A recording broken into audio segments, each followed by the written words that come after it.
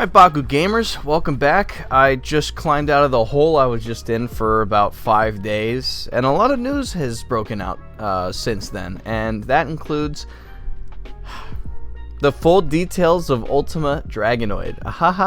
You know that Bakugan that was going to be held in the game, the $50 paywall? Guess what? It's competitively viable. And not only that, it's probably the best Pyrus Bakugan at our disposal right now. Isn't that freaking cool? Isn't that awesome? How we just made Pyrus Dragonoid Ultra irrelevant overnight, seemingly. And the scariest thing about it at the time of its initial character card reveal was that it was also coming with 2 good cores. That was debunked fairly fast. That was debunked fairly fast. Here's the character card right here, as you can see. 1000 B power. Yeah, and then also take a look. Normally, those 2 green fists would be a death sentence for the card, but quite frankly, we live in an age and format where there's a lot of shareable cores. There's a lot of cores that Bakugan will just go, here you go. And it makes some Bakugan coming out in the near future very irrelevant. Before, it was going to be Darkus Howlkor Ultra because it used its Fire Fist mainly for Might and Mac plays while giving its Magic Shield to whoever wanted to don it. And now that has been completely usurped by Darkus Ryurazu, who comes out in the 3-pack in the upcoming Fusion Force waves. And that comes with Fire Fist and Helix. So, yeah, you'll be attacking with 0, but you're also 1600, tied for the biggest Bakugan in the game, besides Ventus Ryurazu. So,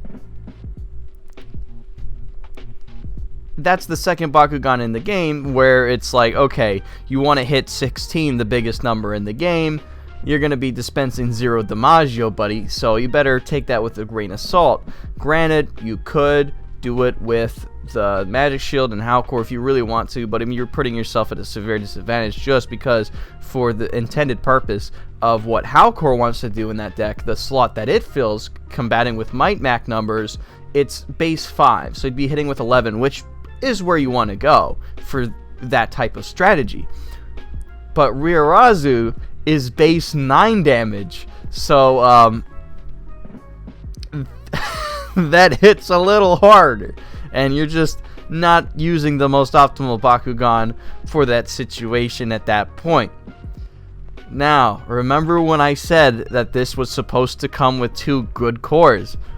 We already knew it was Green Fist, but at the same token, if you look at the damage, it's 1, yeah, and even if you were playing with that Magic Shield, compared to the 1 damage you're doing with the Magic Shield, and the 0 damage you're doing with the Helix, it doesn't necessarily matter too much. But the thing that matters a lot and what makes this Bakugan viable is that it can play both songs, brother. It can play to whatever strategy that you want.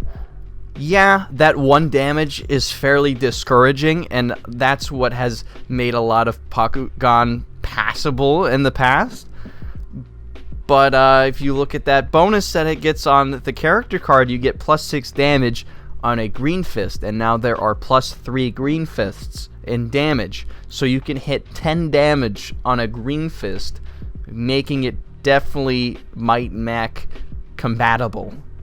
So this can play both sides of the coin, and that is dangerous. That is deceptive. And it does take the Pyrus slot moving forward, and it's insane because a lot of Bakugan coming up are able to share a core. Like, you're not going to be running with this with Ventus, so Ventus Dragonoid's not going to be, even though he's the prime example of a Bakugan that likes to share his cores.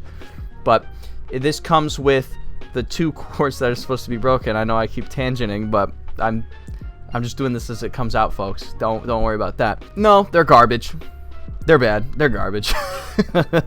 It comes with a plus 50B and plus 2 damage, and then a minus 2 damage. So, par for the cores. I have to make a video on cores soon. Cores piss me off. There's just an abundance of bad cores in this game. I'm not going to go into detail here, but I hate the cores in this game. Like, Anyway. So now we're going to go into the obvious grievances with this Bakugan's A, mere existence, and B, practicality in the game. A, existence. I love just slapping a bigger number on things in order for them to fly off the shelves. Like, the card design in this game has been slacking lately because the Bakugan themselves, which one argue is the main pull of the game, have a lack of interesting features about themselves. Yeah, the TCG has archetypes and cards that have interactive, like, kind of mechanics to a degree. They could be far more interesting if the developers play more with what this game can do, but the Bakugan themselves hardly ever have any interesting mechanics, and this excuse that they have to where they have to not print words on it for international releases has proven to be caca due to the epic character cards also boosting B power. So what is it all for? It just gets to the point where they just keep putting bigger B power on it. They just keep defaulting. It's now becoming biggest dude wins. And when they do stuff like this, not only does it hurt the TCG, but it also hurts toy battling game. Like, because if you don't run these 3 Bakugan, you lose. Because they don't care about damage. They only care about B power. And if you're not running Rirazu, this, and Haido, like, oops, looks like you lose. Like, I just don't understand how, like, Dragonoid Ultra is garbage. You're never playing it again in favor of this, because Dragonoid Ultra was 2, and yeah, it had a Fire Fist, but it would hit 8 damage, and this hits 10 on its own cores. And they would both do the same thing of borrowing another core. Like, this has taken the Pyrus. This beats out.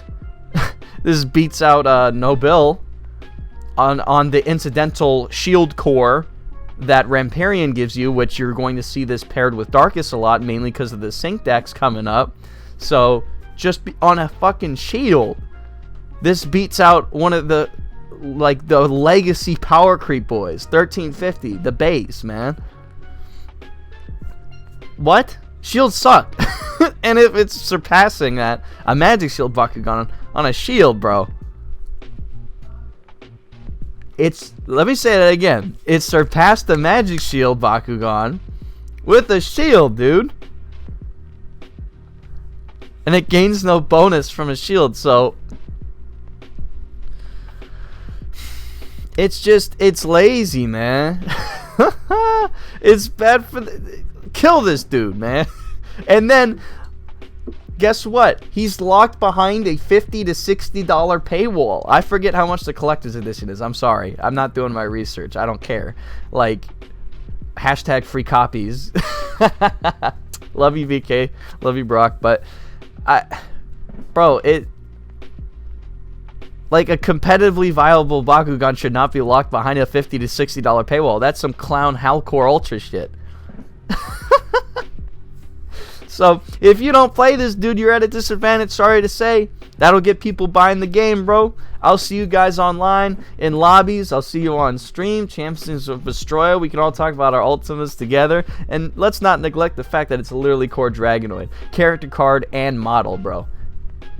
What is this? This could have easily been Leonidas, and everyone would have been crazy. But at the same token, I'm sure none of y'all wanted to pay $50 for Leonidas. Hopefully he's coming in future product. I know none of y'all wanted to pay $50 to $60 for Leonidas. I know that for a fact. So when you say that, y'all are freaking capping, dude. Y'all are capping. I can't believe it when you guys say that. That's insane to me. This could have been Leonidas. Like, shut up. What? You don't want this to be Leonidas. You wanted this to be a throwaway Bakugan so you could continue to ignore the game that you so quickly dismissed as saying it's garbage, it's bad. Blech. Which I haven't posted my video game video yet, so I'll remain neutral. So far, you will know my points very soon. about the video game. But this point about the video game, to where this is a competitively viable Bakugan and the main Pyrus guy now locked behind that game, no sir, I'm not taking that. That's garbage. So with that being said, what do you guys think? You guys buying the game now? If the gameplay didn't compel you,